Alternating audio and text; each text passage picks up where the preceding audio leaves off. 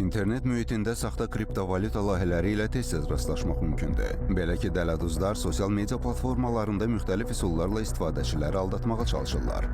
Telegram platformasında da tanınan kripto layihələrin və yaxud da belə deyək, kripto birjaların, kripto şirkətlərin adından kanallar yaradılır və burada məlumatlar paylaşılır. Bəzən o məlumatların içərisində də qeyd edilir ki, real investisiya imkanı, tez qazanc tipli ifadələr istifadə olunur ki, vətəndaşlar həmin prosesə cəlb olunsun. X platformasında isə tanınmış şəxslərin və şirkətlərin adından saxta profillər açılır. Saxta layihələr reklam edilir, şərhlərdə isə zərərli linklər paylaşılır. X platformasında yeni birjaya çıxan kripto layihələr adətən airdroplar təşkil edirlər və bəzi coinləri ödənişsiz olaraq təklif edirlər.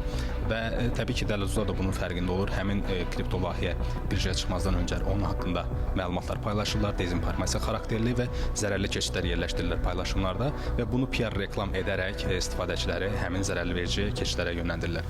Elektron təhlükəsizlik xidməti vətəndaşlara belə hallara qarşı ayıq olmağı, investisiya təkliflərini diqqətlə araşdırmağı və şübhəli linklərə daxil olmamağı tövsiyə edir.